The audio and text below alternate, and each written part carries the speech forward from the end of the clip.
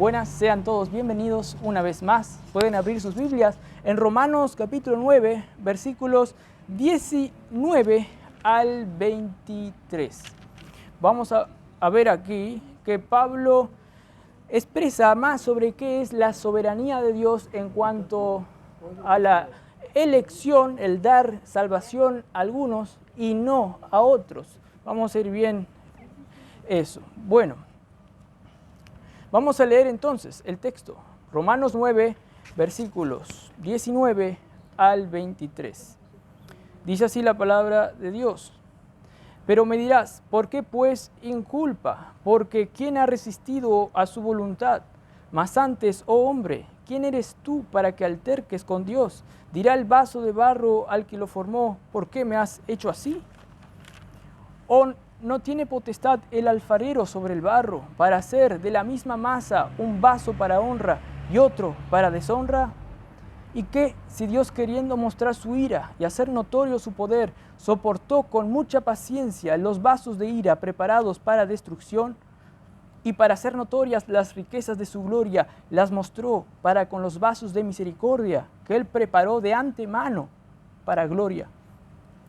Vamos a tener una palabra de oración. Padre Celestial, gracias Señor por esta oportunidad que tenemos aquí de leer tu Escritura, Señor, que es gloriosa, insondable, revela pensamientos tan altos que nosotros no podemos, Señor, entender en su totalidad, sino que con gozo aceptamos y creemos, Señor, que es lo que tú hiciste y es lo que vos vas a llevarte más la gloria con eso.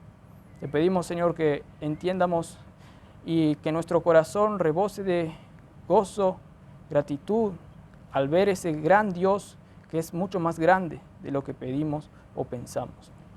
Te pedimos, Señor, que podamos entonces hoy ser edificados con esta verdad, que no sea solo algo intelectual que se diga aquí, sino que sea algo que podamos entender más cómo es Dios y cuál es nuestra posición. No somos nada comparado a su grandeza. Gracias por todo, en nombre de Cristo Jesús. Amén. Vemos aquí que Pablo estaba diciendo en el contexto que Dios no falló en su promesa de bendecir a su pueblo.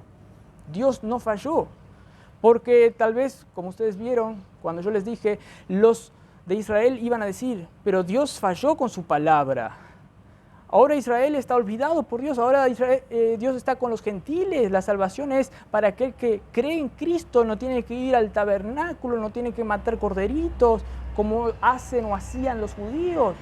Entonces Dios dice, no, la salvación es, la promesa se cumple en los que nacen de arriba, los que nacen según la promesa misma, según los que nacen por algo espiritual y no por algo carnal de uno mismo o por que nacieron en una, digamos, etnia.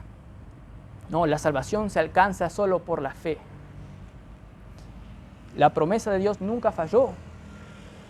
Eso es lo que Pablo está diciendo. Entonces empieza a mostrar ejemplos. Por ejemplo, Dios hizo nacer espiritualmente a Isaac, hizo nacer por la promesa de arriba. Él nació por la promesa, por el Espíritu y no por la carne, como sí su hermano Ismael, que nació según la carne, como dice Gálatas.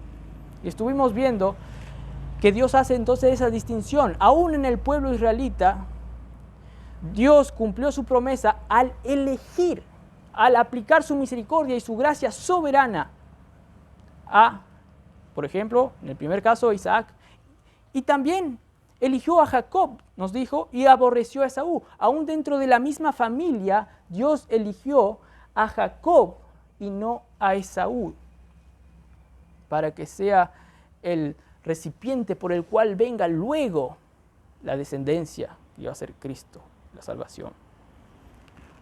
Vemos que Pablo explica que la promesa de Dios no falla. ¿Por qué? Porque es Dios que soberanamente, acá lo une, que soberanamente elige a una persona para ser salvo, para entrar en el verdadero pueblo israelita, que es el pueblo de Dios. Son todos los que nacen, no por voluntad de carne o de hombre o de varón, sino de Dios mismo. por la pura gracia de Dios. Esto es lo que Pablo nos está diciendo aquí. La promesa de Dios nunca falló y no va a fallar, porque es Dios que soberanamente elige a algunos y nadie le va a impedir. Y decide también no elegir a otros. Por ejemplo, a Esaú no le eligió, sino que los endurece. Y para eso nos da otro ejemplo. Nos trae el ejemplo de Moisés. Cuando Dios decidió matar a todo el pueblo de Israel, Moisés le dijo, no, pará, vos sos tardo para la ira, Dios, no mates a todo tu pueblo, el pacto dice.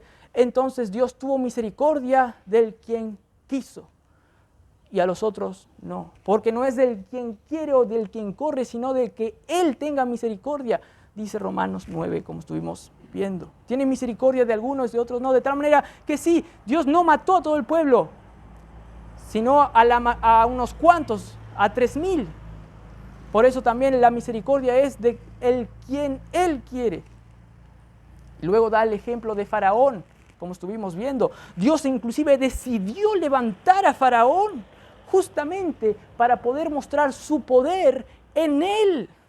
Decidió endurecerlo, como estuvimos viendo, para mostrar cómo siempre Él, Dios, se lleva la victoria pese al poderío de esa gran eminencia mundial, el Faraón. Dios lo decidió levantar, les dio pensamientos, le dio todo, le hizo endurecer para que cuando Él caiga, Dios se lleve la gloria. Y ahí Pablo dijo todo eso. Y ahora después de todo esto, Pablo anticipa una pregunta que puede surgir de unos que estuvieran escuchando. Y es la siguiente: si ese Dios hace lo que quiere, incluso aborrece y endurece para su gloria, entonces me parece que es algo malo ese Dios, ya que determina el mal y la otra persona no puede hacer nada en última instancia, pues Dios es Dios y no puede ir contra Dios y Dios lo determinó. Y la pregunta es esta, Romanos 9:19, que dice, pero me dirás, ¿por qué pues inculpa Dios? Porque ¿quién ha resistido a su voluntad? Esta es la pregunta. ¿Por qué Dios inculpa a una persona? Si Dios es el quien quiso, yo no puedo ir contra el decreto de Dios. Esa era la pregunta que se harían algunos. Por ejemplo, si Dios decidió tener misericordia de su pueblo y endurecer a Faraón para mostrar su gran poder, ¿por qué luego Dios culparía de pecado a Faraón, de endurecimiento a Faraón, si fue Él quien lo levantó, si Dios determinó en última instancia su endurecimiento y la misericordia para los otros y no para Él?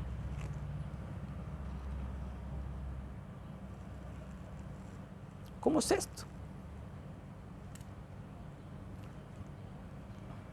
¿Por qué pues Dios inculpa entonces? Si Dios es el que determinó en última instancia todo. Desde antes de la fundación del mundo Él tenía todo decretado ya. Inclusive la caída de Adán. ¿Cómo es eso?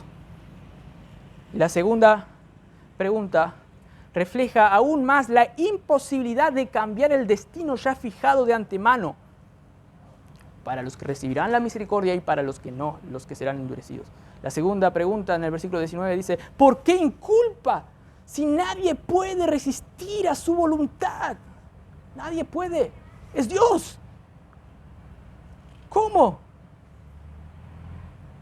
Bueno, Pablo les dijo que nadie se resiste a su voluntad en el contexto, incluso para salvación o para endurecimiento de la perdición. Pero ellos claramente lo cuestionaron, no quisieron aceptar ni creer esta gloriosa palabra de Dios. Es cierto, ellos por lo menos entendieron que a Dios nadie le puede resistir lo que Él quiso, su voluntad, nadie puede resistirlo. Esos entendieron, pero cuestionaron esa verdad. Y aquí vamos a ver que a Dios no le gustó nada eso, y a Pablo tampoco. Ellos entendieron que nadie puede cambiar los decretos de Dios, que Él planificó desde antes de la fundación del mundo. Ellos, los judíos, seguramente conocían Isaías 46, 9, 10 al 10, que dice, yo soy Dios y no hay otro Dios, y nada hay semejante a mí, que anuncio lo por venir desde el principio y desde la antigüedad, lo que aún no era hecho, que digo, mi consejo permanecerá y haré todo lo que yo quiero. Si no me crean, busquen Isaías 46, 9 al 10. Todo está determinado. Por ende, la pregunta que cuestiona sobre el proceder de Dios está mal. No debemos cuestionar a algo que Dios dijo. Por toda la Escritura encontramos esto, hermanos. Si sacáramos, dijo John Piper, o no sé quién, todas las partes que aparece claramente la soberanía de Dios, sacamos casi la mitad de la Biblia o más. Nos quedamos con una cosita así, hermanos. La soberanía de Dios está en toda la Biblia. Ya les cité un pasaje del Antiguo Testamento. Y de nuevo, por eso no, hay que tener cuidado de cuestionar a Dios. Entonces Pablo empieza a responder, pero antes de responder, él quiere bajar de tono a sus adversarios o a los que se cuestionarían sobre el proceder de Dios. Por eso Romanos 9, versículo 20 dice, más antes, como para un poco, más antes, oh hombre, ¿quién eres tú para que alterques con Dios? Frena el carro para los que ya se subieron en el tren de la rebelión. Frena un poco el carro. Frena un poco ahí la velocidad. Por eso les dice, por el contrario, ¿quién eres tú? Ya, de seco. ¿Quién eres tú? Les recuerda quiénes son ellos en comparación de lo que es Dios. Pablo les pone en su lugar. Imagínense esto, hermanos. Dios crea todo el universo con su infinito poder y lo crea fuera de algo que ya existía. Crea de la nada todo. Porque ahora nosotros podemos crear un auto porque tenemos otros materiales. Pero Dios crea todo de la nada. ¡Ping! Imagínense que Dios está ahí en el lugar donde no hay tiempo, ni lugar. Dios es Dios y está. No puedo decir dónde porque es Dios. Él trasciende a este universo, a esta creación. Él es un ser no creado, Él existe por sí mismo. Y luego, imagínense que hace nacer a una persona X en un pueblo. Y esta persona le dice, Diosito, Diosito, ¿por qué me inculpas de mi pecado si tú en última instancia lo determinaste así, según tu voluntad? La respuesta de Dios sería, ¿quién eres tú? ¿Quién eres tú? Sigue diciendo, para que alterques con Dios. No sé si entendieron el contexto, ¿no? Dios decide, versículo 18, el contexto de lo que estuvimos viendo antes en la predicación pasada, justamente en el versículo anterior de lo que comenzamos hoy. La conclusión de todo lo que estuvo diciendo, de manera que de quien quiere tiene misericordia y al que quiere endurecer, endurece. Y luego sigue diciendo, ¿por qué pues sin culpa? Me dice, porque ¿quién ha resistido su voluntad? Algunos quieren altercar con Dios. ¿Por qué me inculpas si vos fuiste el que determinaste mi endurecimiento? Pero ahí estás altercando con Dios. En primer lugar, Pablo le frena el temperamento soberbio frente a un Dios infinito. Él debe saber quién es, comparado a lo que Dios es. En el griego, acá cuando dice alterques, es que le responde de vuelta a Dios. Ustedes ven que a veces en las clases el profesor le dice, cállate, frena un poco, no sé qué, y el alumno se no, ¿qué te creo? Para afuera. A un profesor acá no le puedes hacer eso. Menos a un Dios del universo.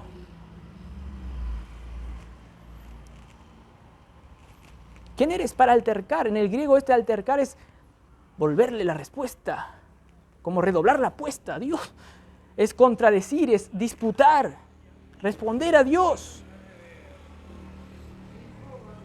Y así no hay paz, así hay guerra contra Dios.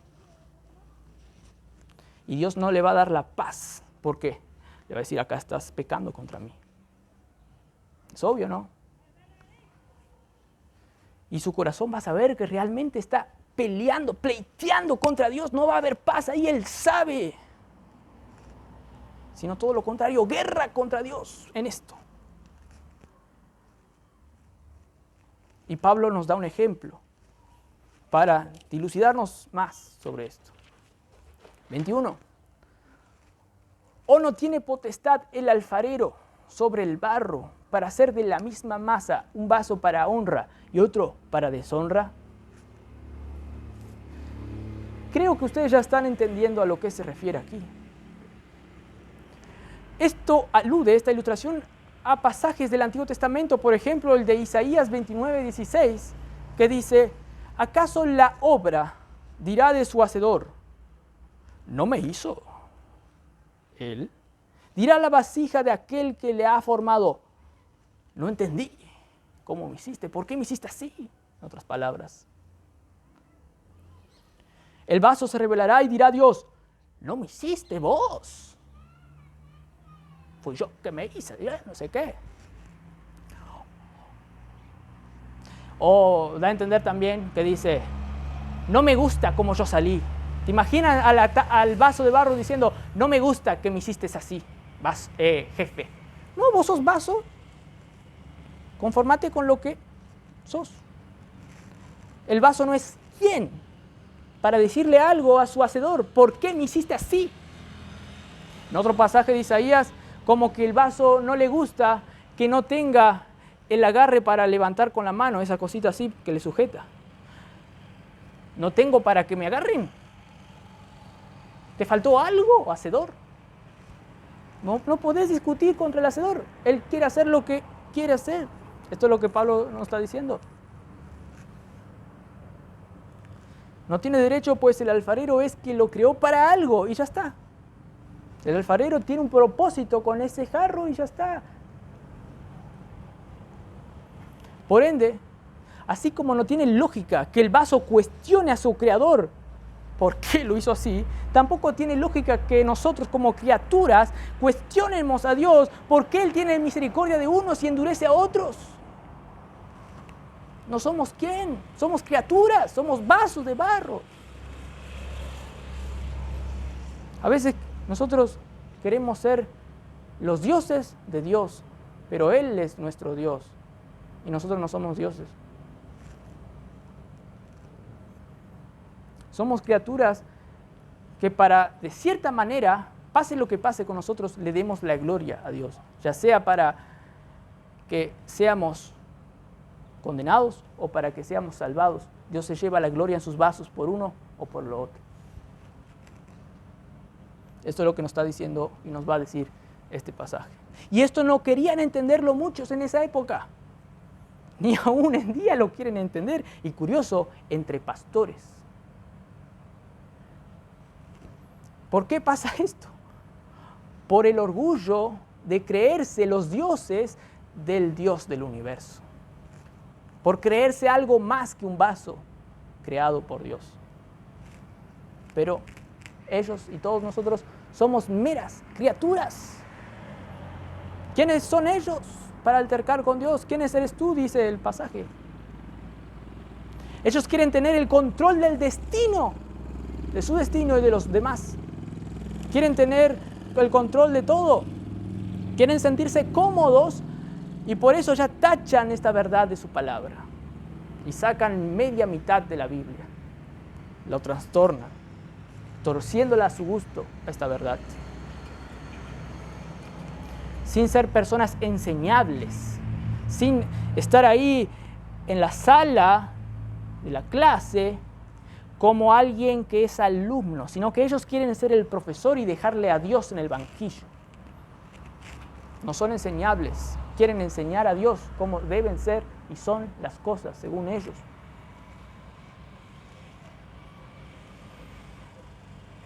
Pero ¿dónde estaban ellos en los grandes acontecimientos de la historia que determinaron el futuro siguiente? Por ejemplo,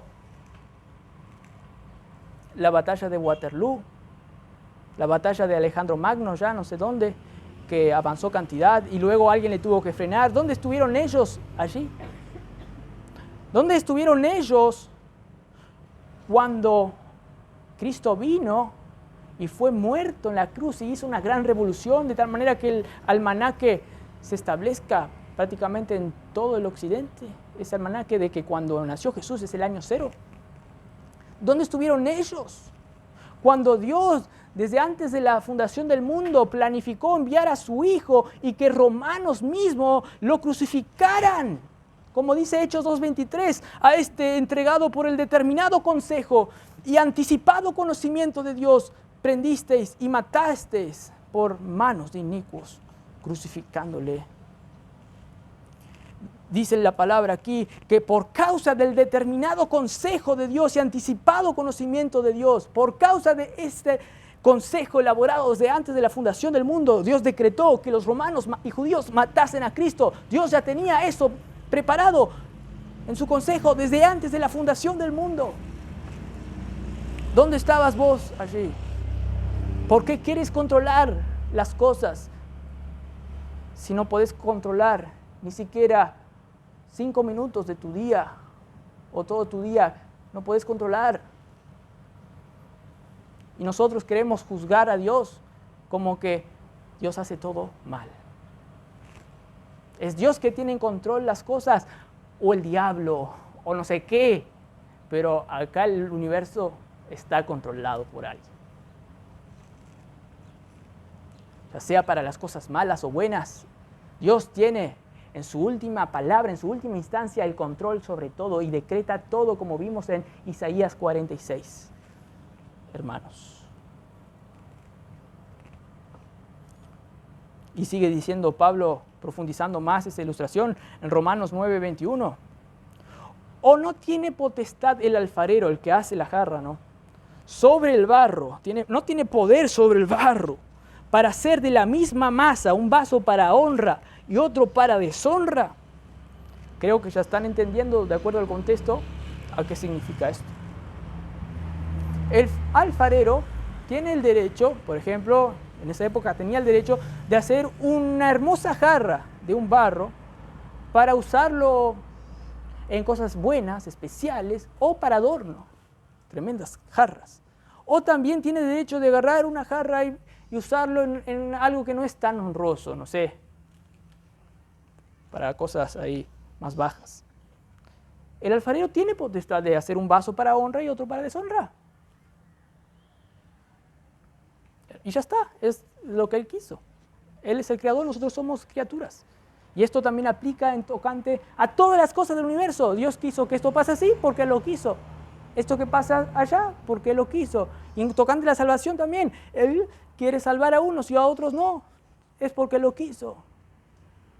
Y acá se está aplicando a eso. Para dar misericordia a algunos y para endurecer a otros. Eso es lo que estaba diciendo antes. Por eso les dije, ustedes tienen que darse cuenta según el contexto. Ni yo preciso predicarle, esto está ahí.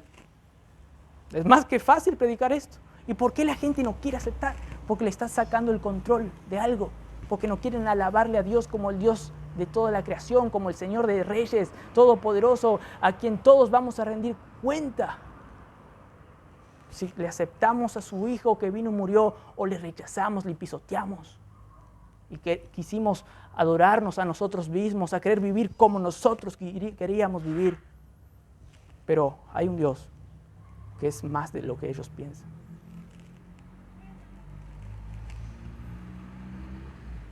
¿Quién eres? ¿Quién somos delante de ese Dios tan grande? Wow, esto es así. Pero Pablo, Dios no es tan así de soberano, es más o menos. Yo quiero que sea soberano hasta cierto punto. Pero acá no, eso déjalo así, baja. No, eso no, dirían muchos. Pero vos no sos el profesor. Es Dios el profesor que te está diciendo aquí la verdad. No seas soberbio. Pablo les está diciendo, baja un cambio. ¿Quién eres? Y ahora procederá a reafirmar lo que ellos encontraron escandaloso. Va a reafirmar. Versículo 22, ¿qué dice? ¿Y qué? ¿Y qué? Ya comienza con todo. ¿Y qué si Dios, queriendo mostrar su ira y hacer notorio su poder, soportó con mucha paciencia los vasos de ira preparados para destrucción? afirma de nuevo lo que ya estuvo diciendo, no está diciendo algo nuevo. Está reafirmando lo mismo. ¿Y por qué mucha gente no quiere entender lo que una y otra vez se dice en este texto? ¿Y qué si Dios es soberano como yo le estuve diciendo? ¿Qué van a hacer? ¿Y qué si pasa eso? Porque de hecho lo pasa. ¿Y qué si Dios quiere mostrar su ira? Porque Él quiere mostrar. ¿Vos qué vas a hacer? Si Él quiere. ¿Qué si Dios quiere hacer notorio su poder al mostrar esa ira? ¿Qué poder en manifestar esa ira? ¿Y qué? ¿Y qué si Dios quiere soportar a muchos, aún teniendo esa ira y querer demostrar ese poder? Soporta con paciencia para no destruirlos ya inmediatamente, sino que espera. ¿Y qué?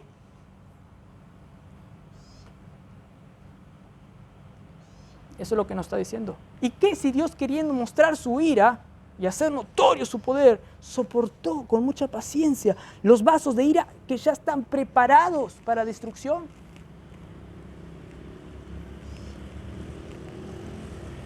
¡Wow! ¿Y qué? ¿Se acuerdan de que Dios decidió levantar y endurecer a Faraón para mostrar su poder y que todos le alaben y sea reconocida esta historia por toda la tierra? Bueno, eso está haciendo y seguirá siendo con todos los vasos de deshonra. Lo mismo que hizo con Faraón. Soporta, todavía no le manda al infierno, todavía no. Espera con paciencia y luego, ¡pum! Así como Faraón cayó, ¡pum!, cae. ¿Acaso no dice él en Judas que Dios ya tenía planificado a que estos fueran desechados, a estos falsos apóstoles? ¿No dice Judas al final eso también? ¡Wow! Si Dios agarra el barro y hace un vaso deshonroso, ¿te vas a enojar con Dios? ¿Vas a discutir contra Dios? No. Ahí la ira de Dios se va a manifestar, un atributo de Dios, y su poder se va a manifestar, y así Él se va a llevar la gloria. Es así. Y hay que creer. Y es gloriosa esta verdad, porque nadie puede contra Dios. Dios es más poderoso que el más impío. Y Pablo no dio marcha atrás, sino que afirmó lo mismo que estaba diciendo y lo explicó más claro como ahora estuvimos viendo. ¿Y qué si Dios, queriendo mostrar su ira y hacer notorio su poder, soportó con mucha paciencia los vasos de ira preparados para destrucción? Jonathan Edwards, en una de las predicaciones más famosas de la historia, si no la más famosa, explica que estos vasos son soportados con paciencia ahora, no por una misericordia final de Dios, sino que son soportados porque hay un designio, plan específico, a saber, mostrar su ira al derrotarlos con gran poder. Justo estuvimos cantando, y llorarán al ver a Cristo aquel día, y llorarán con gran llanto. Dios tiene un designio, espera, no, ya de una les envía al infierno, no, porque soporta. ¿Y qué si pasa eso? Dios soporta con paciencia para luego, ¡pum!, explotar con toda la ira. Jonathan Edwards explica que Dios retiene su ira ahora, así como el rey Nabucodonosor, que calentaba el horno como 4 veces más. Y retiene su ira no por una debilidad, yo no puedo castigarlos ya, sino para que cuando suelte su ira, todo el universo luego en aquel día final, ángeles y creyentes, sean testigos de la magnitud de su poder y justicia al mandarlos con toda la ira para lo que fueron creados. Todos vieron, así como con lo que pasó a Faraón en primer lugar, cómo con gran paciencia Dios no eliminaba a Faraón a pesar de que Faraón hostigaba cruelmente a su pueblo, y vieron que Dios no le sacaba a Faraón de este planeta de una. Pero, por fin, hasta que vieron que el Mar Rojo se lo tragó, a él y a sus secuaces, los soldados. Hermanos, este es el Dios en quien yo creo y en quien tú crees. No es un Dios de pacotilla, no es un Dios ahí cualquiera, un Diosito, papito mío. Bueno, está bueno decirle papá, mi Dios, pero acordate que Él es Señor de Reyes, todopoderoso.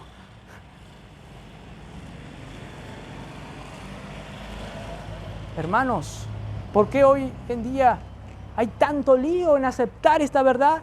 Claramente es porque le están sacando la comodidad.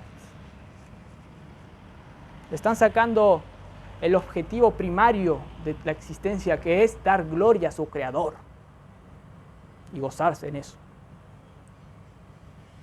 No quieren. Quieren vivir en sus vidas, dejando a Dios de un lado y haciendo lo que quieren. Comamos, bebamos, porque luego moriremos, dice. En aquel día final, dicen, en aquellos días finales todos se van a casar y dar en casamiento, estarán aquí, aquí, aquí, para allá, moviéndose según los deseos pecaminosos de los ojos, la carne, todo lo malo. Pero a Dios no se le escapa a nadie. Dios está presente hoy acá, hermanos. Jonathan Edwards decía en su predicación que nosotros los humanos somos como arañas o personas sobre tela de araña. Cualquier movimiento o algo, Dios puede quemar esa tela de araña y ¡pum! ¡Chau! Para el infierno. Podemos estar caminando y resbalarnos y ¡pum! Para el infierno. Si Dios lo quiere. Por eso hoy debes aceptar al Señor como tu Salvador personal. Debes decir, Dios, no quiero vivir más según lo que yo quiero. Quiero aceptarte a ti como mi Dios todopoderoso. Si no, estoy perdido. No quiero seguir una religión como otros siguen religiones. Quieren obedecer, obedecer, obedecer. Pero así no se van a salvar ni a palo tampoco. A Dios nadie le engaña con artilugios porque ellos quieren seguir obras, pero realmente su corazón quiere seguir otras cosas y no a Dios. No quieren creerle en Cristo, que es el Salvador de todos, que murió en la cruz para salvar a todos los que en Él quieren creer. Pero si le rechazan una y otra vez, Dios tiene todo en control. ¿Cuántas personas mueren? Hoy pueden morir alguien. Papá y João casi mueren allá. Mira cómo quedó el auto. Nosotros podemos morir en cualquier momento. Tenemos que aceptar hoy, no dejar para mañana a Cristo como nuestro Señor y Salvador.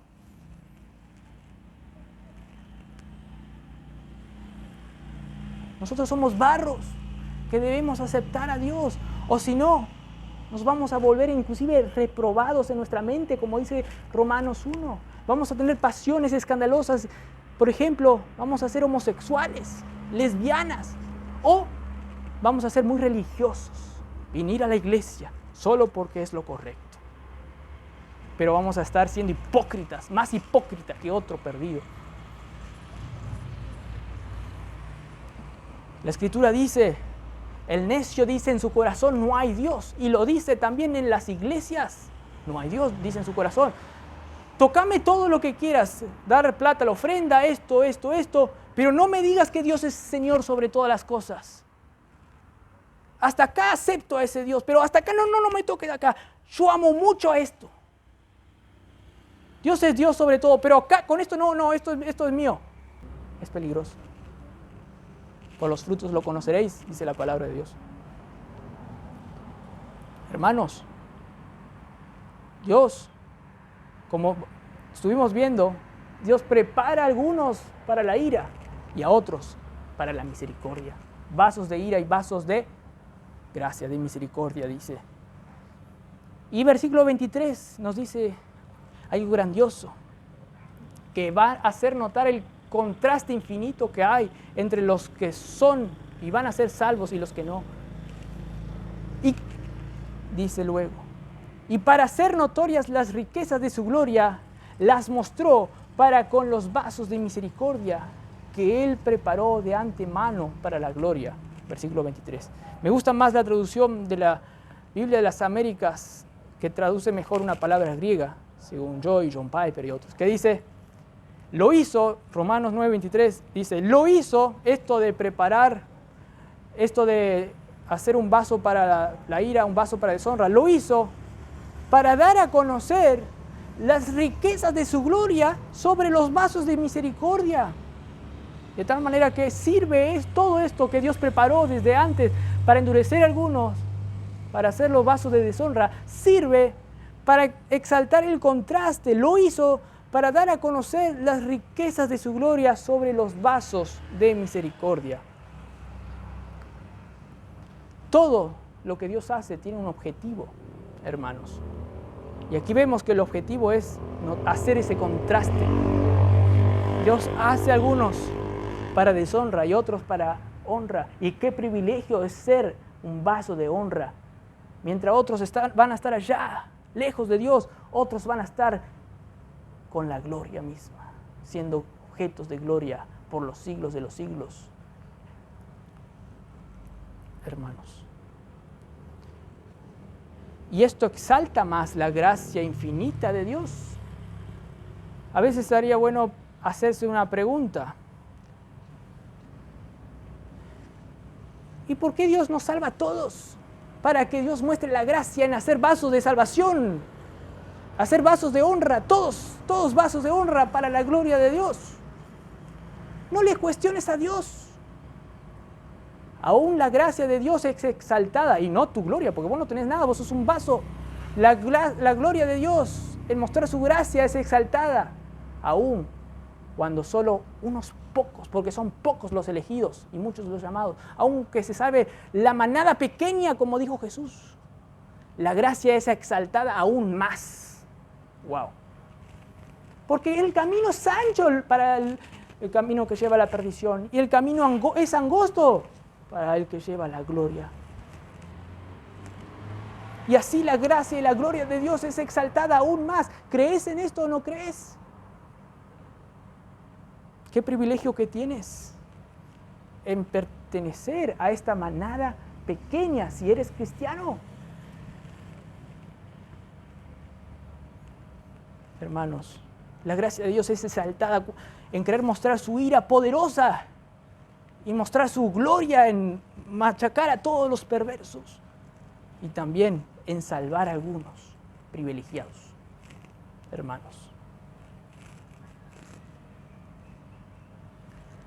Que Dios salve más hoy en día, hermanos. Que Dios siga salvando según su eterna voluntad. Y Dios lo va a hacer hasta que llegue el fin de los tiempos. Pero Dios siempre va a seguir salvando. Hay mucho pueblo acá, le dijo Dios a Pablo.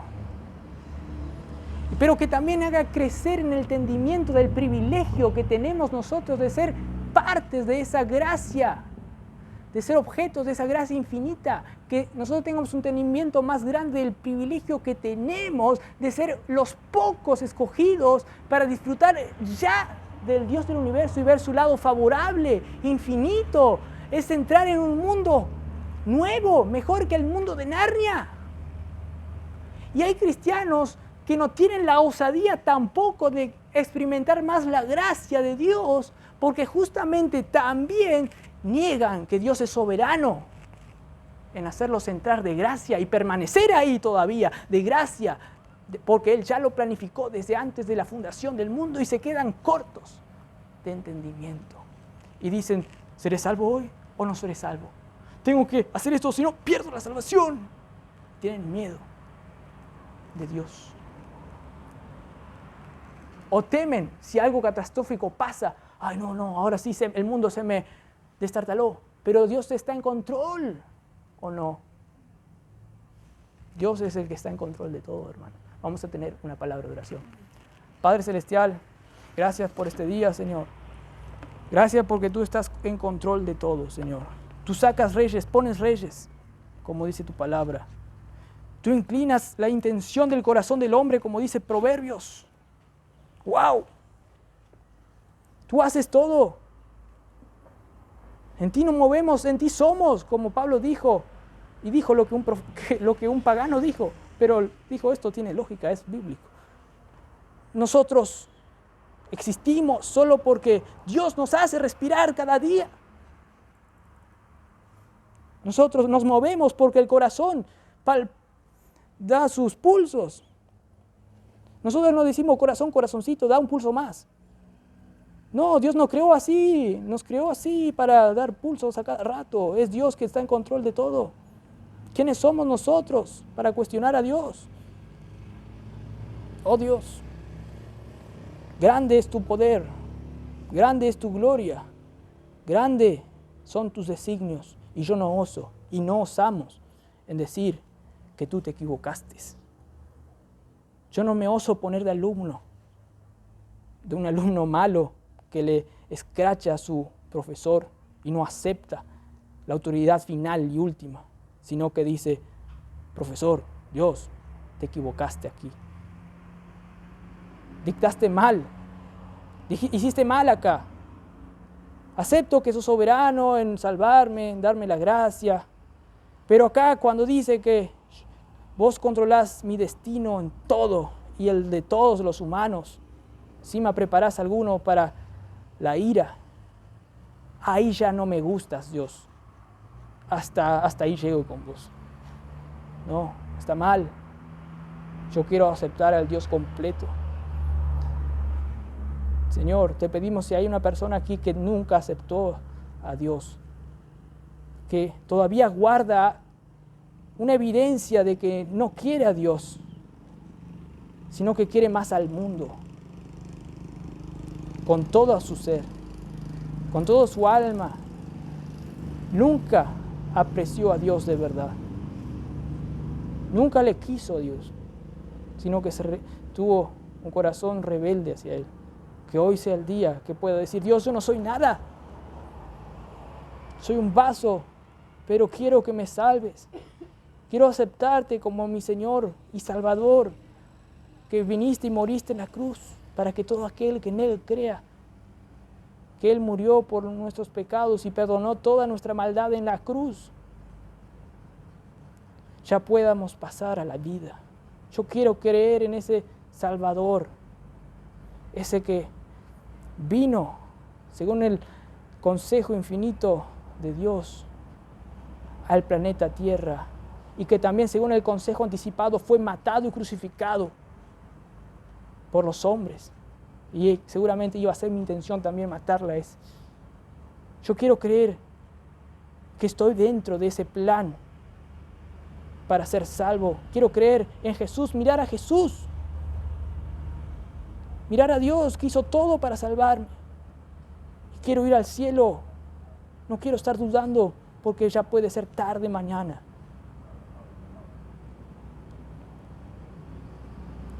Señor, y si tú no decides matarme mañana, yo no quiero ser ese vaso que Dios tiene paciencia, pero para luego mostrar toda su ira. No, yo no quiero ser ese vaso. Yo quiero ser salvo, Dios. Yo quiero ir al cielo, quiero aceptar a Jesús. Quiero pasar a otra vida. Quiero ser hijo de Dios, ya. Señor, te pedimos que la persona que hizo esta oración, que la persona que escuche y vea tu palabra, a tu evangelio, a tu señorío, a tu poder, a tu gracia, pueda creer en Cristo, Señor, y que pueda pasar de la muerte a la vida, porque esta vida acá es ilusoria, pasajera. ¿Cuántos ya son viejitos? ¿Cuántos ya murieron? ¿Cuántos ya están en la gloria o en el infierno? Por la eternidad andan y andan y andan. 5.000 años atrás ya vivieron muchas personas y ya hace 5.000 años no están acá. Y muchas generaciones y generaciones y generaciones y generaciones ya no están acá. Y luego va a pasar también con mi generación, Dios. Yo quiero ir al cielo. Padre, que esta persona pueda creer en Cristo y que los creyentes puedan conocerte más a ti y gozarse en que ellos son vasos de misericordia y que van a ser trofeos de la gracia por la eternidad, como dice Efesios 2:7. que van a mostrar las infinitas riquezas de Dios en su bondad para con ellos por los siglos de los siglos. ¡Wow! Nadie le va a separar de Dios. Nadie puede quitarlos de la mano de Dios, porque ellos ya fueron preparados desde antes de la fundación del mundo para eso. Señor, te pidamos que los creyentes podamos entender las infinitas riquezas cada vez más de esa gracia y no quedarnos pobres, raquíticos, mendigos. Señor, y que por lo tanto podamos madurar más y crecer más conforme a la semejanza de su Hijo, porque inclusive sabemos que tú, porque sos poderoso y ordenas todas las cosas nos ayudan a bien para que seamos más conformados a la imagen del Hijo de Dios. Señor, aceptamos tu soberanía sobre todas las cosas en nuestra vida. No queremos luchar contra tu soberanía tampoco. Gracias por todo, en nombre de Cristo Jesús. Amén. Muy bien, sean todos bendecidos por ese